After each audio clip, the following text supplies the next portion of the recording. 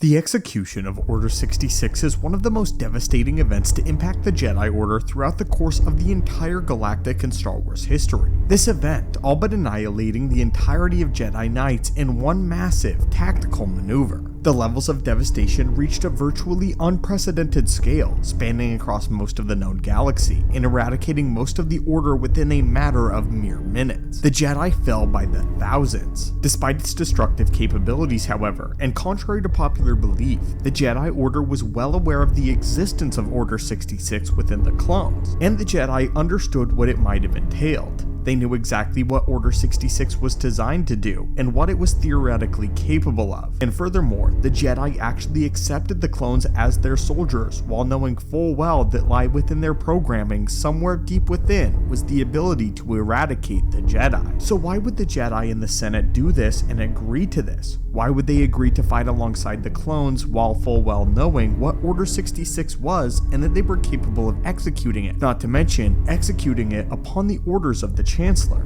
Well, today, students of the Force will dive into exactly why the Jedi agreed to the terms of Order 66, and how essentially Palpatine outsmarted the Jedi due to the fine print.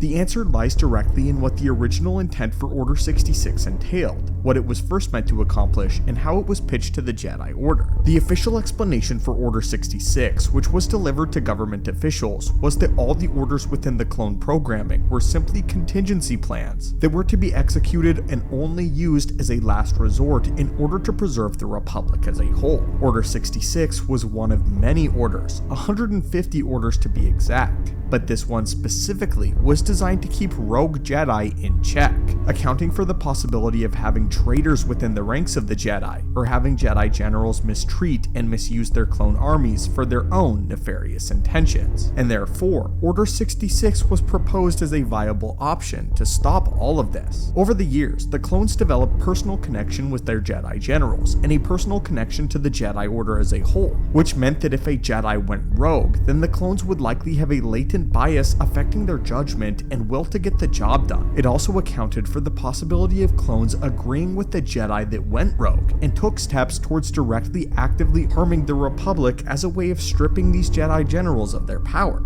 The original intent of Order 66 was simply to eliminate this personal connection and allow the clones to do what needed to be done in the name of the Republic. If again a Jedi were to become a traitor and go rogue, and do what is good for the greater good of the people, and there are several times throughout the Clone Wars when the uses of Order 66 would have likely been very much warranted. One of the most notorious Jedi generals to be turned on by his clones was the Jedi General Pong Krell, who is said to have the highest clone casualty rate of any Jedi Master taking part in the Clone Wars and leading a single battalion. In the Clone Wars series, during the critically acclaimed Umbaran arc, Krell assumes control over the 501st Legion and leads the clones into battle conditions that were inhumane to even these troopers. His methods went beyond the threshold of what was acceptable, and the clones ultimately turned on Krell of their own accord. While the clones worked to develop their own individuality, and they had their own wishes, desires, and personalities, Pong Krell saw them only as disposable soldiers who were no more valuable than the droid army that they fought against. Eventually, the clones were able to uncover a far more sinister plot under Krell's command, and if this case had been directly viewed by the Senate, they might have authorized the usage of Order 66. But this isn't even the worst case scenario. What if the clone troopers had actually agreed with his methods? If this were the case, there were no telling how far he might have pushed them or another battalion of less morally virtuous troopers. Let's continue with Pong Krell, and say for example that a legion of more sympathetic clones might have taken action against a civilian population. If a Jedi with a darker sense of morality deemed it acceptable to use civilians in order to gain a tactical advantage, then the clones or the Chancellor could have deemed this to be inhumane and unacceptable. Even if the clones agreed to this idea and actively followed a Jedi General, Order 66 would have overridden their own personal desires and would have ensured the safety and liberation of this captive population under whatever circumstances might have arisen. This is why, at least as proposed to the Jedi in the Senate, there needed to be no emotion involved in Order 66, as unlike the droids, the clones were able to form personal bonds with their Jedi generals, and because of these personal bonds, they too could theoretically be corrupted.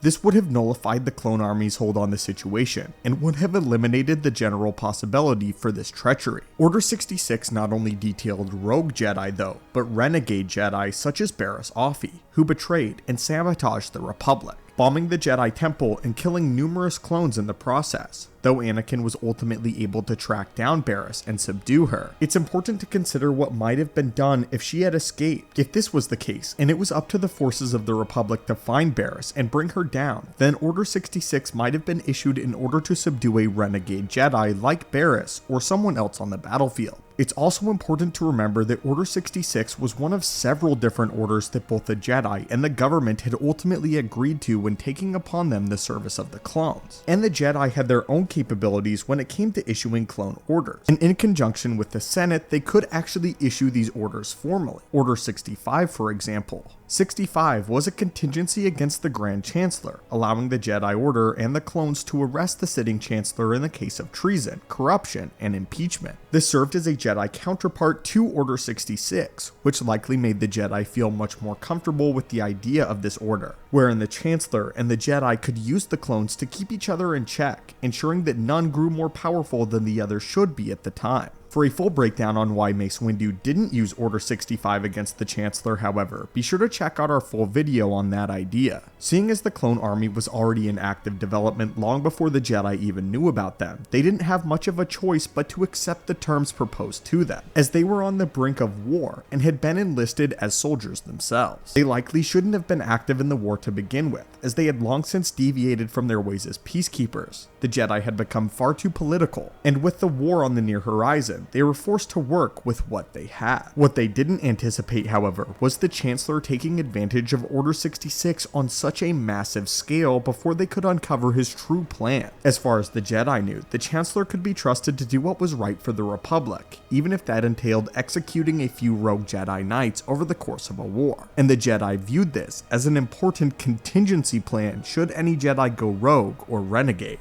mistakenly believing that the Chancellor had their best intentions at heart. Their own hubris led them to believe that Order 66 could not be turned on them on such a massive scale. To the Jedi, Order 66 was a way to weed out the generals who deviated from the ways of a Jedi and turned on the Order and the Republic entirely, especially in the heat of a battlefield scenario where civilians or innocents could be at risk. But anyway, students of the Force, what are your thoughts on this? And what are your thoughts on the twisted reason why the Jedi actually agreed to the terms of Order 66? Do you think that Order 66 as proposed to the Jedi Knights actually makes a lot of sense for them? And can you see how this fine print may have gone unnoticed? But as always, my friends, leave your thoughts and comments on this down below. May the Force be with you, and I hope that you have a great day.